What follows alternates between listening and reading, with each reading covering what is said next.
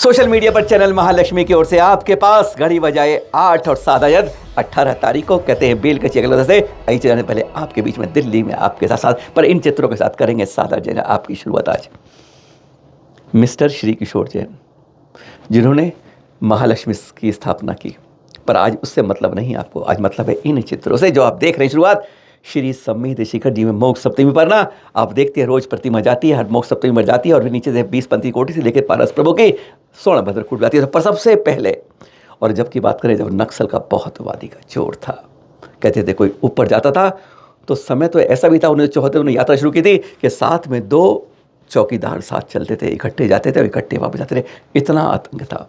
और उसमें प्रतिमा ले जाने की बात कहते हैं वहाँ गुल्लक रखी थी, वे लूट जाती थी, लूट लेते थे नक्सल लोग। तब आचार्य श्री विद्यानंद से दिल्ली में लेके आशीर्वाद के वहाँ गए थे, तब भी आचार्य श्री विद्यानंद मना कर दिया किशोर अब मत जाना, बहुत खतरा है। लेकिन एक बार संकल्प कर लिया गुरुवर के चरणों में, उन्होंने कहा 1996 मोक्ष सप्तमी की बात है, वह सुबह 5 बजे के आसपास चल के 20 पंथी उठा ली और साथ में 4-5 लोग और अपने मस्तक पर लगातार आज तक कोई भी एक साथ अपने मस्तक पर आज तक नहीं लेके गया है, लेकिन वे 12 साल निर्बाध अपने ही मस्तक पर लेके जाते, सबसे आगे जाते थे। लोगों ने कहा था कि मत जाओ किशोर, क्योंकि वहां पर एक तरफ प्रतिमा गिरेंगे, एक तरफ तुम्हें नीचे घाटी से गिरेंगे, हड्डी भी नहीं मिलेगी। लेकिन उन्होंने कहा मैंने संकल्प किया है, अरे प्राण जाने हैं तो बस यहीं शिखर जी में जाए। और लगातार निर्बाध 12 साल तक, फिर 2 साल गए, फिर इस तरह चलते रहे। आज ही के दिन 18 अगस्त 2018 को हमारे बीच से चले गए हमारे पिताश्री, जिनके चरणों की उस लकीर पर हम फ़कीर बनना चाहेंगे, उनको आज श्रद्धा सुमन अर्पित करते हुए आज का झरोखा आपके पास से चलते हैं। वैसे आजकल ना साया नहीं है, लेकिन साये के बगैर भी कहते हैं हमारी बुद्धि फिर जाती है। और हम व्हाट्सअप पर क्या हो रहा है आजकल, साया आएगा ना जब कार्तिक अमावस के बाद करें चतुर्मास स्थापना के बाद 10 में शुरू हो जाएगा, कहते हैं फिर साये के कई दिन आ रहे हैं। इसलिए बता रहे हैं आज आपको अपने मन में गांठ बांध लीजिएगा कि जब आपके मोबाइल में व्हाट्सएप पर कोई शादी का कार्ड आता है, अनजाने को कभी भी क्लिक करके खोलिएगा मत। ऐसी कई खबरें आई हैं, लेकिन अब 3 अगस्त को ऐसा ही एक शादी का कार्ड आया। सचिन जैन जी बड़ौद के हैं, पेंट के व्यापारी हैं, बस उन पर आया, उन्होंने क्लिक किया, देखा क्या है, उन्हें नहीं पता चला कि उनका मोबाइल हैक कर लिया है और उनका सारा डाटा ले लिया गया। वास्तव में मोबाइल ने आपका क्या है, आपका पीए का काम करता है, मिनी पर्सनल असिस्टेंट होता है। सारे कॉन्टैक्ट उसी में होते हैं, फाइनेंशियल रिकॉर्ड उसी में होते हैं, पासवर्ड उसी में होते हैं, और कहते हैं सारी फोटो का रिकॉर्ड भी उसी में होता है। बस समझ लीजिए आपका असिस्टेंट दूसरे। उन्होंने उसको समझा नहीं। 13 अगस्त को उन्होंने अपने खाते में 1 लाख रुपये जमा किए और 14 की सुबह 5 मिनट के अंदर 10-10 हज़ार 10 सेंटी में साफ हो गया। जब तक वह होश में आते उनका खाता नील हो गया था।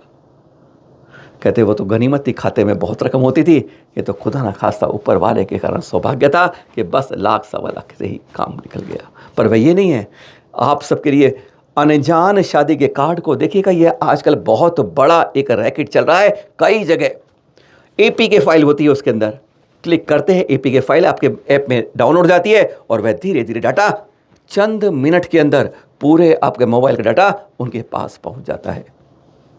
खतरा यही नहीं है, खतरा और भी है। इसे सावधानी की जरूरत क्या है।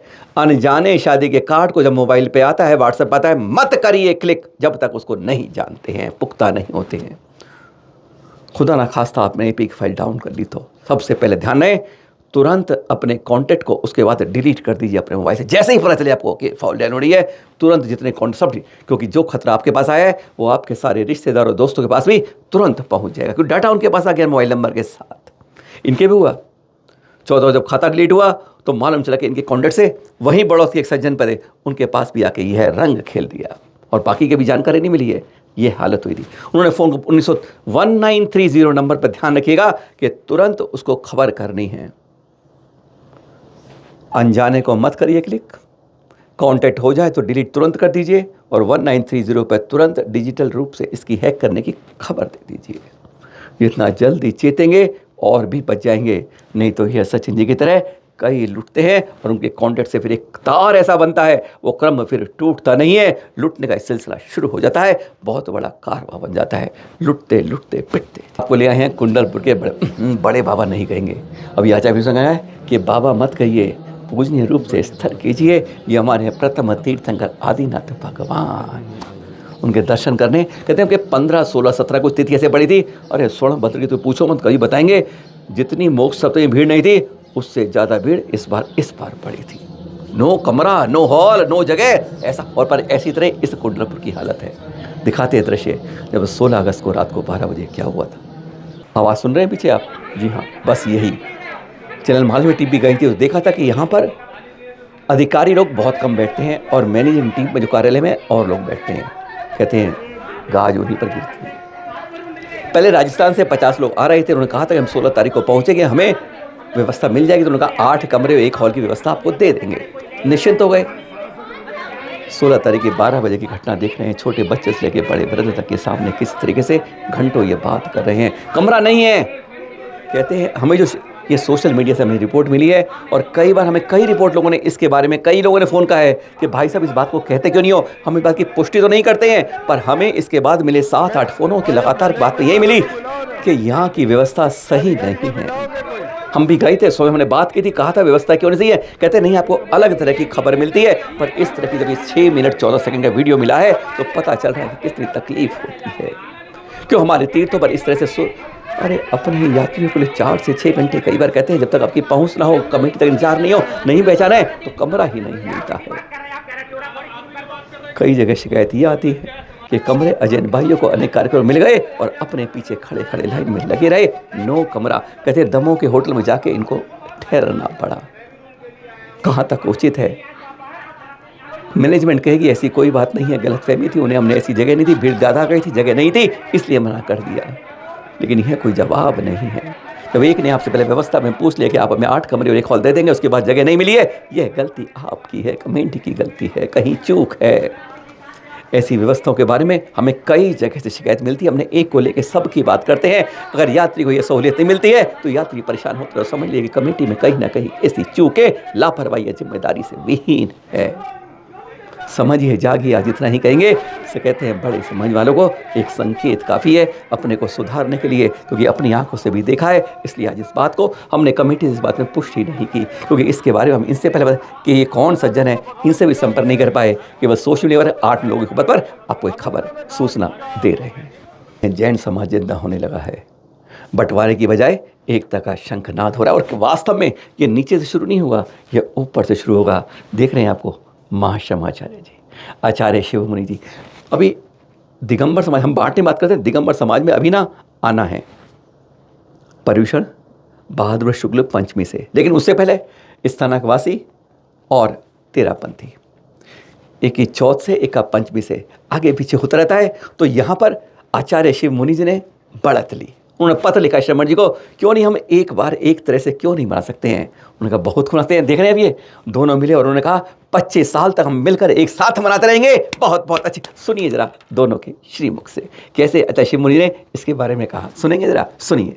इतनी बड़ी खुशी की बात। कहते हैं जैन समाज की इसी तरह बूंद बूंद पड़ते एकता करें तो सचमुच एक हो जाएगा। तो ध्यान रखिए, देश में नहीं दुनिया के अंदर नंबर 1 हो जाएगा। जो समश्री एकता की पूरे विश्व में आज बात चलती है कि महाश्रमण जी ने 25 साल के 25 साल तक चलेगी हमारी एकता। लोग हैरान हैं कि कैसे एक हो गए। हमने कहा हम एक पहले भी एक थे, अब भी एक है, आगे भी एक ही रहेंगे। जिनके 100 200 संत हैं वो एक नहीं होते। हम हैरान, छोटी सी बात, मैंने पत्र लिखा, आपने स्वीकार कर लिया 25 साल के लिए, और कोई बात ही नहीं। जब समश्री आती है आप दे देते हैं। कितना सुखद वातावरण है। जो आचार्य तुलसी जी चाहते थे, महाश्रम जी चाहते थे, हमारे आचार्य आत्माराम जी आनंद ऋषि चाहते थे, वो आपके समय में होगी। हमें भी बहुत आनंद आता है। चौथ का पंचम का झगड़ा, हमारा पारना, आपका उपवास, आपका उपवास, हमारा पारना, कितनी फजीती होती थी ये। तो 2 महान परंपरा तो एक हो गई, और जब नहीं होगी आगे पीछे होती रहेंगी। हमारा क्या चाहता है, जब 2 घर एक हो गए, बड़े घर हो गए, उनकी मर्जी अपने आप धीरे धीरे हो जाएंगे। तो ये बहुत बड़ी बात हुई। लोग आश्चर्य भी करते, महाश्रमण जी ने कैसे आपकी बात स्वीकार कर ली। मैं क्या, जाके पूछो महाश्रमण जी ने कैसे पूछो जाके कैसे स्वीकार कर। कान पकड़ते हैं आज के हमारे इस कुसंस्कारों पर। खबर है देश के बड़े अखबार भास्कर के उदयपुर संस्करण से हमने निकाली है। आज़ादी से एक दिन पहले गुलामों की जंजीर की एक संकेत दे रही थी। माँ बाप को ही कहते हैं बंधक बना के मारपीट हो रही थी। ये खबर छपी है उदयपुर झीलों की नगरी के अंदर। कहते हैं यहाँ पर हरीश जैन जी ने एक भाई है जो उन्होंने कहा बताया कि हमारे भाई महावीर जैन जी मुंबई से आए माता पिता के पास, बहुत लाल पुछ किया और प्यार से पुचकारते हुए ले गए। माँ बाप बहुत खुश हुए। आज अभी तक इस बेटे के पास रहते हैं, अब उसके पास रहेंगे। सेक्टर 12 हवा नगरी की बात कर रहे हैं, कहेंगे आप कहाँ की बात कर रहे हैं, इसलिए बता दिया आपको। मुंबई में ले गए महावीर जैन अपने साथ माता पिता को, प्यार प्यार में उनकी सारी संपत्ति अपने नाम लिखवाई, बैंक में जो सबका था बैलेंस वो सब कर लिया, और उसके बाद माता पिता से मारपीट शुरू कर दी। कल्पना कर सकते हैं कि ऐसे कुलक्षणी बेटे पैदा करने से पहले माँ बाप क्यों नहीं सोचते हैं गलती ना माँ बाप की ना बेटे की, संस्कारों की कहीं ना कमी ऐसे ला जाती है। और कहते हैं लालच जो है चंचल लक्ष्मी का, अरे माँ बाप के संस्कारों को भी भूल जाता है। जिसने बड़ा कितना बड़ा पैदा किया और उसे मार, बाद में शिकायत छोटा भाई करता है हरीश महावीर जैन बड़े भाई की कि मेरे बड़े भाई ने इस तरह मेरे माता पिता को बंधक बना के ऐसा करा है और ये कर लिया है। छानबीन जारी है पुलिस से, पर सचमुच ऐसे कलंकित बेटे जैन कुल में कल्पना भी नहीं कर सकते। अभी चैनल महालक्ष्मी टीम अभी पहुंची थी सम्मेश शिखर जी, हमको मालूम, और हमने रविवार को उनका एक निरपक्ष और समता सागर से साक्षात्कार धर्म चर्चा पर सुनाया भी था। आपको दृश्य दिखा रहे हैं। वहाँ पर आचार्य निरपक्ष और समता सागर जी का 4 दिन आहार के बाद 1 दिन उपवास होता है। और ये देख रहे हैं रात को जब उस दिन दोनों का ही उपवास था। मुनिषी पूज्य सागर जी, निरपक्ष समता सागर जी किस तरीके से एक बड़े छोटे गुरु भाई की वैयावृत्ति करते हैं और फिर छोटा भी बड़े की करता है। ये दृश्य सचमुच जब आंखों से देखते हैं तो आंखों से अपने आप बरबस आंखों से आंसू टपकने लगते हैं। सवाल पूछते हैं आंसू तुम रोने के लिए हैं खुशी के लिए? वह जवाब नहीं दे पाता। उस वैयावृत्ति देखे गदगद जैसे अंतर तक हो जाता है। ऐसे भावुक दृश्य कई बार ऐसे होते हैं जो आपको इन चित्रों में उतना मज़ा नहीं आता है। कहते हैं आनंद तो आना है, अभी तो मज़ा देख रहे हैं, और जब आनंद लेना होता है तो साक्षात गुरुओं के प्रति आपस में गुरु भाइयों की वैयावृत्ति देखिए, सचमुच धन्य हो जाएगा ये जीवन। और जाते जाते गुरुवर आचार्य श्री समय सागर जी के जबलपुर से ये दृश्य देखिएगा आहारचर्या के।